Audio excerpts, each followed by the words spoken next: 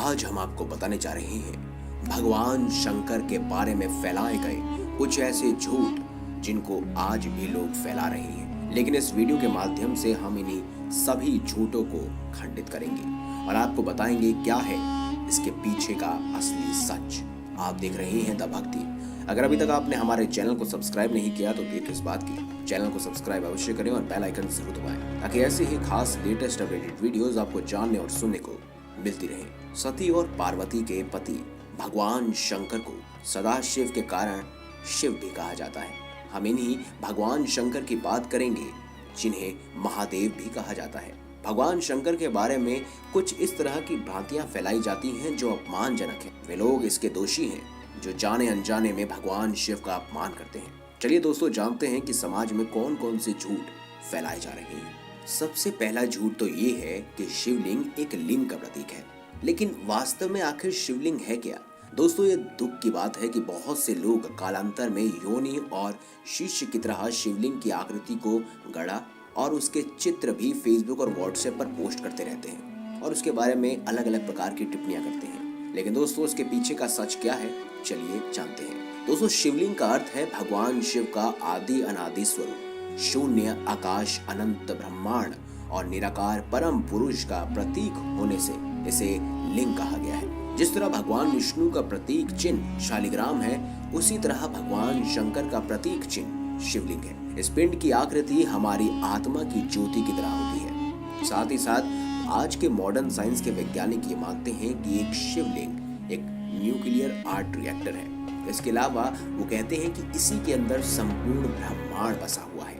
तो अगली बार अगर आपसे कोई भी कहे कि शिवलिंग का अर्थ क्या है, तो आप साफ शब्दों में कहिएगा कि शिवलिंग का अर्थ है भगवान शिव का आदि अनादि स्वरूप, जो कभी खत्म नहीं हो सकता, कभी नष्ट नहीं हो सका, कभी उत्पन्न नहीं हो सकता। अगला झूठ जो आजकल ज्यादातर युवा फैलाते हैं वो ये है कि भांग और गांजा पीते हैं भगवान शंकर। तो इसका जवाब दोस्तों हम देंगे नहीं। शिव पुराण सहित किसी भी ग्रंथ में ऐसा नहीं लिखा गया कि भगवान शिव या शंकर भांग, गांजा इत्यादि का सेवन करते हैं। बहुत से लोगों ने भगवान शंकर के ऐसे चित्र भी बना दिए हैं और फेसबुक और व्हाट्सएप में हर जगह पोस्ट कर दिए हैं जहां भगवान शिव चिल्लम पीते हुए नजर आते हैं। ये दोनों की कृतियां भगवान शंकर का अपमान करने जैसा है। ये भगवान शंकर की छवि को खराब करने जैसा है। दरअसल दोस्तों, इसके पीछे एक खास मिथ है, चलिए समझते हैं। आप वो तो जानते ही होंगे कि समुद्र मंथन के समय विष और अमृत के दो कलश थे।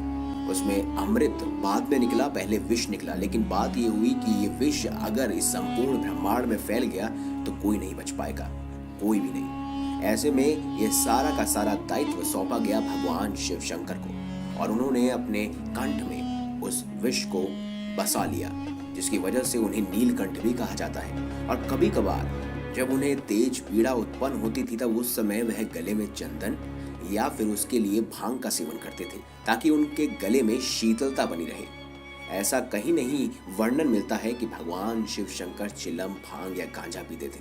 तो दोस्तों, ये भी एक भ्रम है, एक झूठ है। एक और सवाल जो आजकल के लोग पूछते हैं, क्या भगवान शंकर को नहीं मालूम था कि गणेश पार्वती के पुत्र हैं? फिर उन्होंने अनजाने में उनकी गर्दन काट दी, ऐसा क्यों किया? फिर जब उन्हें मालूम पड़ा तो उन्होंने उस पर हाथी की गर्दन जोड़ दी। जब शिव जी ये नहीं जान सके कि उनका पुत्र कौन है तो फिर उन्हें भगवान क्यों कहा जाता है? दोस्तों, चलिए इसका उत्तर भी आपको देते हैं। भगवान शिव के संपूर्ण चरित्र को पढ़ना जरूरी है। उनके जीवन को लीला इसीलिए कहा जाता है। लीला उसे कहते हैं जिसमें उन्हें सब कुछ मालूम रहता है और फिर भी वे अनजान बनकर जीवन के इस खेल को सामान्य मानव की तरह खेलते हैं। लीला का अर्थ नाटक या कहानी नहीं है, एक ऐसा घटनाक्रम जिसकी रचना स्वयं प्रभु ही करते हैं और फिर उसमें इन्वॉल्व भी होते हैं। वे अपने भविष्य के घटनाक्रमों को खुद ही संचालित करते हैं। दरअसल भविष्य में होने वाली घटनाओं को अपनी तरह से घटाने की कला ही लीला है। यदि भगवान शिव ऐसा नहीं करते तो आज गणेश प्रथम पूजनीय देव न होते और उनकी गणना देवों में नहीं की जाती। और अगर उदाहरण के तौर पर अलग अन्य देवताओं के नाम लिया जाए, जैसे भगवान राम को सब कुछ मालूम था कि क्या घटनाक्रम होने वाला है, क्योंकि वो साक्षात विष्णु जी का रूप था। उन्हें मालूम था कि मृग के रूप में आया एक राक्षस कौन है, लेकिन सीता ने उनकी नहीं मानी। तब उन्होंने लक्ष्मण जी को सीता के पहरे के लिए छोड़ दिया और मृग के पीछे चले गए।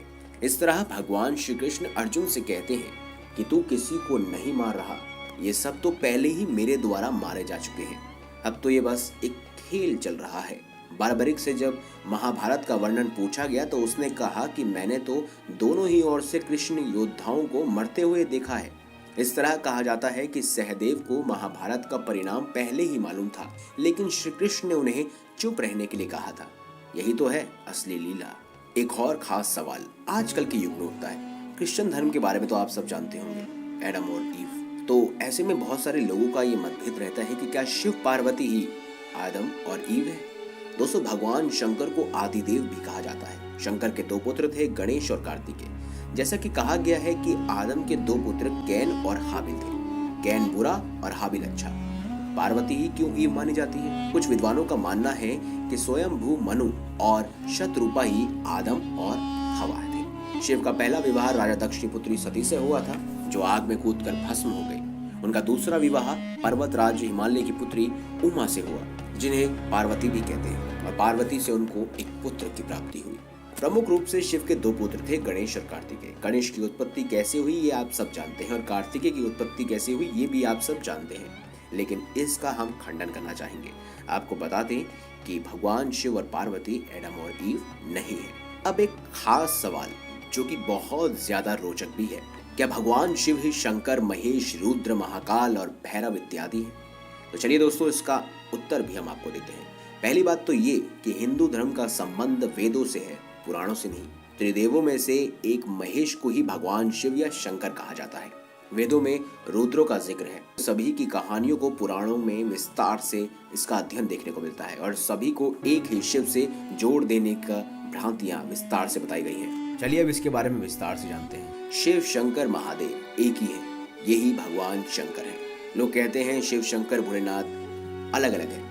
इस तरह अनजाने में ही कई लोग शिव और शंकर को एक ही सत्ता के दो नाम बताते हैं। असल में दोनों की प्रतिमाएं अलग अलग आकृति की हैं। शंकर को हमेशा तपस्वी रूप में देखा जाता है, और कई जगह शंकर को शिवलिंग का ध्यान करते हुए दिखाया गया है। शिव ने सृष्टि की स्थापना, पालन और विलय के लिए क्रमशः ब्रह्मा, विष्णु और महेश नामक 3 सूक्ष्म देवताओं की रचना की। इस तरह शिव ब्रह्मांड के रचयिता हुए और शंकर उनकी एक रचना। भगवान शिव को इसीलिए महादेव भी कहा जाता है। इसके अलावा शिव को 108 दूसरे नामों से भी पुकारा जाता है।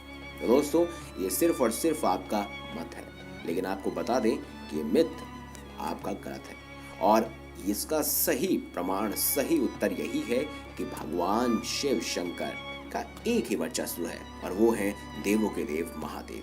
तो दोस्तों, ये थे कुछ खास झूठ जो आजकल समाज में फैलाए जाते हैं, और इनसे सिर्फ आप ही निपट सकते हैं, इनको जागरूक करके। तो ज़्यादा से ज़्यादा इस वीडियो को फॉरवर्ड कीजिए, ज़्यादा से ज़्यादा शेयर कीजिए, ताकि दूसरे लोगों तक भी ये बात पहुंच सके। और हाँ, अगर वीडियो अच्छी लगी हो तो लाइक करें, चैनल को सब्सक्राइब करें, और ज़्यादा से ज़्यादा शेयर तो आपको करना ही है। हर हर महादेव।